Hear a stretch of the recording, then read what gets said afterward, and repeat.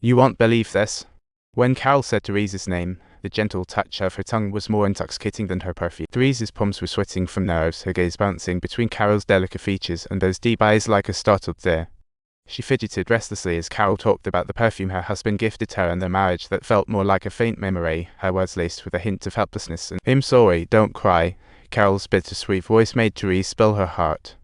She showed her confusion with her boyfriend, who had mapped out their future proposal. Meet the parents, steady job, everything seemed perfect. Yet it wasn't the life her heart truly craved. Their worlds seemed different, but here they intersected. One marriage in the rocks, another relationship filled with potholes. Life felt aimless, yet they seemed like old soulmates. In each other's stories, they found soul resonance, and then Carol switched gears out of nowhere. With a soft and expectant gaze, she asked, "Will you come meet me this week?"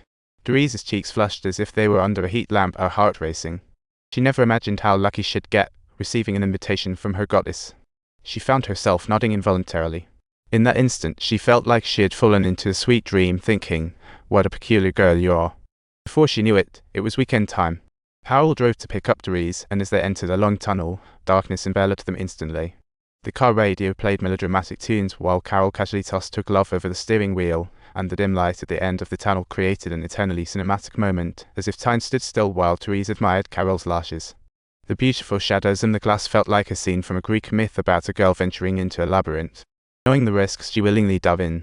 Midway, Carol jumped out to pick a Christmas tree. Snowflakes danced down like Sprite confetti, and there was Carol standing in the romantic snowfall, looking like a princess straight out of a painting. Looking like a painted princess, Therese couldn't help but lift her camera for the first time, filled with desire. She aimed to capture the beauty in front of her, hoping to freeze this moment in time, while the scent of the Christmas tree filled Carol's apartment. Caught in a sweet aroma, Therese sat at the piano, glancing at Carol bending over to arrange the Christmas tree. The lovely skirt traced the most graceful arc until that slender hand unexpectedly landed on her shoulder. The piano keys emitted a jarring note, mirroring her racing heart, while Carol's breath brushed her ear, enriched by the scent of red wine. Therese's heart ached in her chest, but not for long. The sudden arrival of Carol's ex-husband shattered the cozy scene. Carol's face turned as white as a sheet, hurriedly picking up scattered heels, her eyes filled with panic and unease as the man with the scent of booze entered. Watching Carol's slowly retreating figure, Therese finally understood this love was fated to be fraught from the start.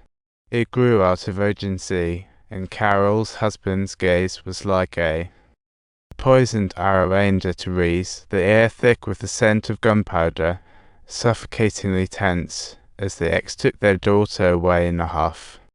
Before leaving, his hostile glare sliced through Carol's heart like a sword.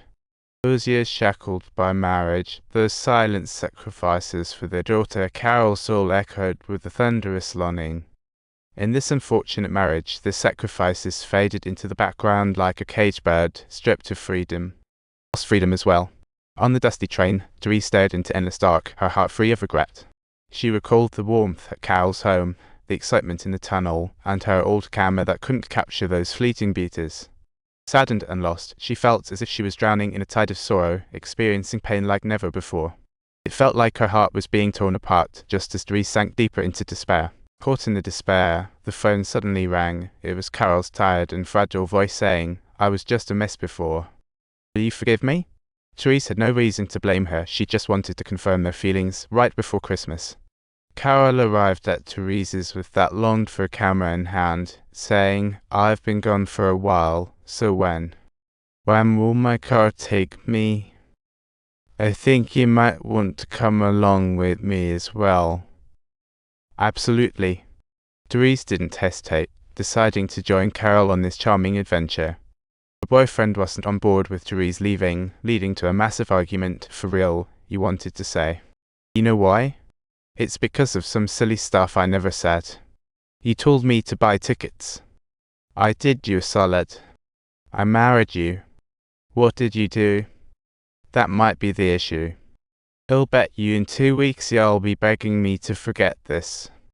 This impromptu road trip was a utopian escape from reality, with Therese's piano mixtape flowing through the car. They shared the same apple pie under the starry sky of a strange town, whispering secrets until Therese mustered up courage to propose something. "Let's share the penthouse." Carol's blush was hotter than any love confession that night. They spritzed perfume on each other, enveloping the air with the scent of love in the midst of a joyful night. Therese felt happiness growing like green vines, sprouting from her toes and stretching its tendrils. Flowers blossomed from the very flesh of it she lay quietly beside, guarding this peace, heart brimming with tenderness. In that moment, no fiery promises, no sweet talks, yet closer to eternity than any intimacy, they never booked 2 rooms again. On New Year's Eve in Harrow, Carol embraced Therese, holding her tightly, as if trying to fuse their hearts into one rhythm.